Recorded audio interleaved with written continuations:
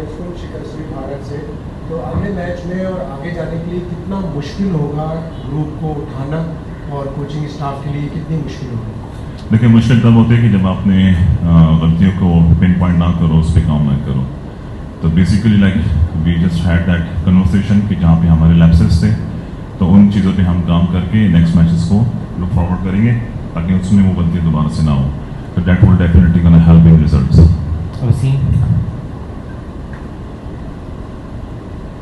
और इंडिया के खिलाफ मैच में साउथ अरेबिया पाकिस्तान के बॉलर से जो दो तवक्कुआत थी वो कि आपकी बॉलिंग और साइड की अच्छी रही है। शाहीन बहुत अंडर क्रिटिसिज्म है, शादाब बहुत अंडर क्रिटिसिज्म है। तो आप जो नए बॉलर आए हो इस स्क्वाड के अंदर, आप लोगों पे आप सीनियर्स तो परफॉर्म कर नहीं रहे और एक अरसे से नहीं कर रहे हैं, तो आप लोगों पे कितना प्रेशर आ चुका है क्योंकि पूरी कौम तो अब उन यंग प्लेयर्स की तरफ देख रही है? देखिए, प्रेशर के मुतालिक तो मैं आपको एक ही बात कहूँगा कि having game with India high intensity, तो प्रेशर वगैरह जो कुछ भी होते हैं इस नॉर्मल थिंग जो कि ह्यूमन बीइंग फील करता है, लेकिन the thing is how to overcome that thing. So that also like we had the preparation for that. तो प्रेशर तो कोई इस तरह है नहीं as such, as you can see like we were just trying to execute our plans. और बाकी performances देखें डिपेंड ऑन द डे। अब उनसे लेट्स सपोज उनके जरा बॉलिंग लाइनअप मतलब जो लाइंस वगैरह जो उन्होंने मिस किए हैं, तो उन चीज़ों पर हमने सिर्फ एक नजरसानी डाली और अब देखेंगे कि नेक्स्ट मैच में हम उसको इंशाल्लाह ओवरकम करेंगे।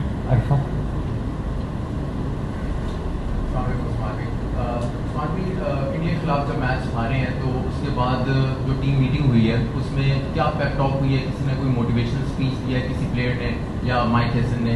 और सेकेंडली बैटिंग में देखें तो बाबर आजम बहुत बड़ा नाम है, बॉलिंग में देखें तो शाहीन आफरीदी बहुत बड़ा नाम है। इन दोनों का कॉन्फिडेंस क्या शैटर हुआ है? किस तरह का कॉन्फिडेंस इनका आपको नजर आ गया? देखिए, मैच के बाद तो मीटिंग ऑब्वियसली इस बात भी होती है कि यार जहाँ पे हमारे मिसट्यूट हुए हैं हमारे प्लान्स, उस पर ज़रा सा दोबारा से हमने रिविजन किया और just make it sure that कि हम नेक्स्ट मैच में दोबारा रिपीट ना करें। और बाकी there is no doubt like Shaheen and Babar they have won many games for us for the Pakistan.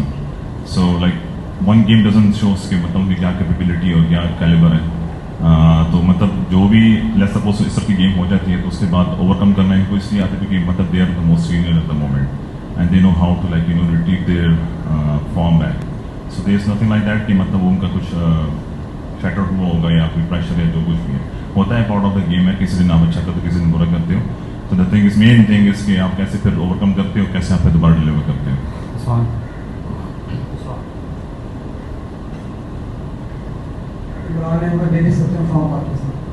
Sir, जिस तरह प्रेशर बढ़ रहा है तो देखने में आ रहा है कि पाकिस्तान टीम में कुछ ज़्यादा तब्दीलियाँ नजर आएंगी हमें आखिरी पूल मैच में। देखिए, प्रेशर ऑनेस्टली मतलब मुझे इस बात पे आपको क्लैरिटी देनी चाहिए कि ये प्रेशर क्रिएट होता है हमारे जितने भी मतलब स्पेक्टेटर मोड्स हैं, जितने भी सारे लोग हैं, तो उनको लगता है कि यार काफ़ी प्रेशर पैनिक वगैरह बन जाता है। लेकिन in the team I never felt that thing कि यार कोई प्रेशर बना हुआ है। हार जीत एक हिस्सा है गेम का। हमारे पास अभी इस टाइम हाथ में ये है कि जो आगे अपॉर्चुनिटी आ रही है उसको हम कैसे कैच करेंगे और जो बेस्ट पॉसिबल प्लेइंग 11 होगी तो वही ऑन द डे गेम खेलेगी। And like at the moment like there is no such clarities about like playing 11। वो ऑन द डे जब हम जाएंगे तो देखेंगे कौन खेलेगा।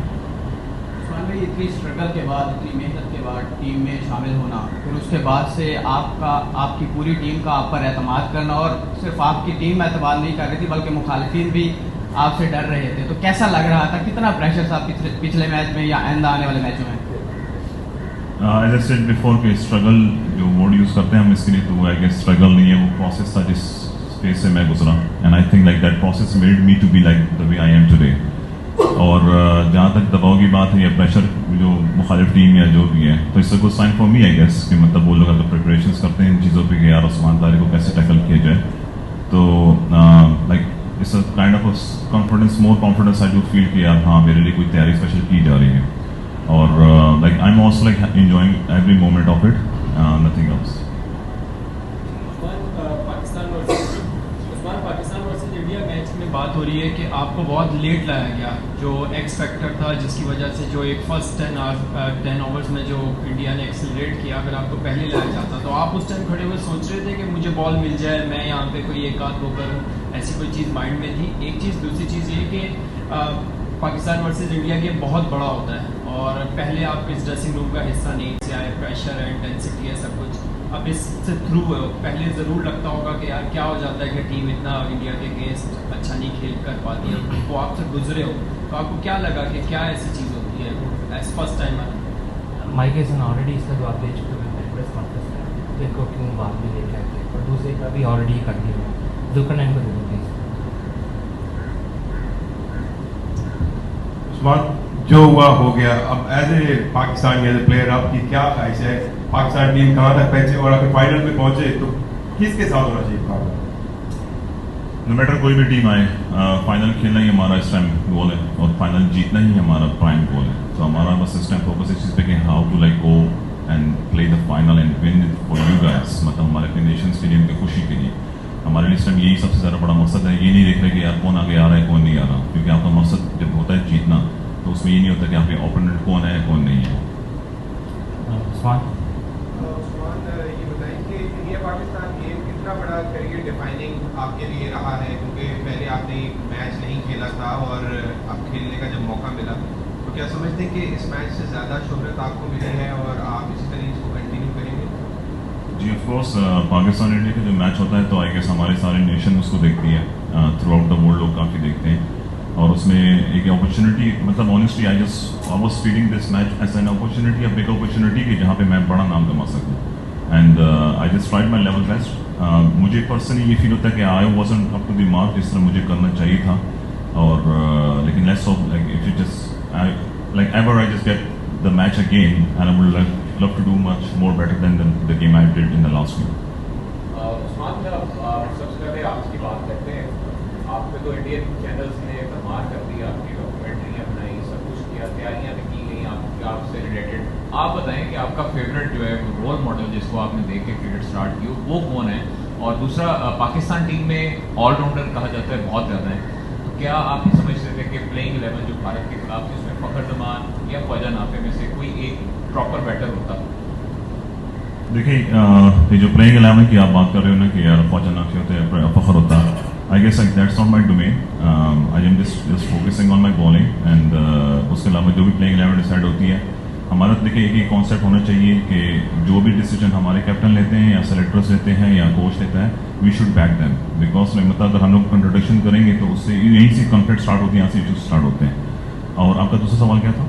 आपका रोल मॉडल जिसको क्रिकेट लेके मैंने तो क्रिकेट में मैं दोबारा वापस आया तो धोनी को देखी, क्योंकि मतलब like after watching that thing that the story was quite similar, क्योंकि मैं भी जॉब कर रहा था, वो भी जॉब कर रहा था। सो आई फेल्ट दैट यार ये भी एक इंसान है जो कि इसने भी एक हिस्ट्री क्रिएट कर दी है, तो मैं भी तो normally like simple human being मैं भी हूँ, तो हो सकता है कि क्या पता कि मैं भी इसी पाथवे पे जा सकूँ, लेकिन उसकी मेहनत बहुत ज़्यादा करनी पड़ेगी जिस तरह की मतलब बाकी सारे ने की है। तो that's the only fact, like I just came to cricket board again just because of MS Dhoni. Usman, आपकी इंटरनेशनल कैरियर अर्ली स्टेजेस पे है और आप अर्ली सक्सेस भी टेस्ट किए हैं। पहले इंडिया मैच के पहले जो टीम्स के खिलाफ आप खेले थे, उसका जो बैट्समैन आपको जैसे काउंटर किया और जैसे खेला और इंडियन बैट्समैन ने जैसे आपको खेला, उसमें कोई फर्क आपको नजर आया? सर फर्क तो ये नजर आया कि I was like you know feeling at that time कि जिस तरह के तरीके से मतलब मुझे बैटर्स खेल रहे थे इंडियंस, तो they were like quite you know quite focused, वो चाह रहे थे कि हमें उस्मान को विकेट ना दे, तो वो चीज़ उनके जो प्लान्स थे तो वो उस पर रहे और मैं अपने प्लान्स पे लगा रहा कि कोशिश करूँ कि विकेट हमें मिल सके, लेकिन end of the day I guess like I was on the safe side I guess, क्योंकि मतलब बस विकेट नहीं मिल सके, लेकिन I didn't able to like you know concede that many runs, और जो कि वही टीम को फायदा जाती है कि आप अगर क्रूशियल टाइम पे आते हो, डेथ ओवर्स में आते हो and you just don't concede much more runs as compare to like usually do, तो मतलब फायदा हुआ मुझे भी। उस्मान शिवजी नगर गया। अच्छा उस्मान, आपका बॉलिंग एक्शन यूनिक है और ये सबको पता है, कोई ऐसा नहीं था कि इंडिया के खिलाफ मैच से आई क्रिएट हुई हो, मगर जब भारतीय हमने देखा कि सूर्य कुमार यादव खुद आपके स्टाइल के अंदर बॉलिंग करवा रहे थे अपने बैटर्स को, उस चीज़ का आपको कितना कॉन्फिडेंस मिला? जैसे आपने भी कहा भी कि उन्होंने आपकी तैयारी की थी और वो आपको विकेट नहीं दे रहे थे, लेकिन साइड ने फिर विकेट देनी है, तो इस सारे सिनेरियो को जैसे वो आपको कॉपी कर रहे थे, इवन नेट्स के अंदर भी उन्होंने आपकी तरफ एक बॉलर को लाया हुआ था, तो इन सारे मरहले से आपको कितना कॉन्फिडेंस मिला और इस मैच पे क्या कहेंगे? उस चीज़ से तो मुझे कोई कॉन्फिडेंस ऐसे सच नहीं मिला, क्योंकि मतलब ये तो प्रिपरेशंस हैं, कोई भी टीम अपने लिए करती है, एज यू नो दैट कि मतलब एक टाइम ऐसा था कि मोहम्मद इरफान के लिए वो लोग स्टूल पे चढ़ के कर रहे थे। तो ये तो प्रिपरेशन होती हैं जो हर टीम करती है अपने लिए। और like it's a team game, मतलब अगर मैं रन कंसीडर नहीं कर रहा तो दूसरे एंड से दूसरा बंदा विकेट ले रहा है क्योंकि वो वहाँ से चार्ज हो रहा है।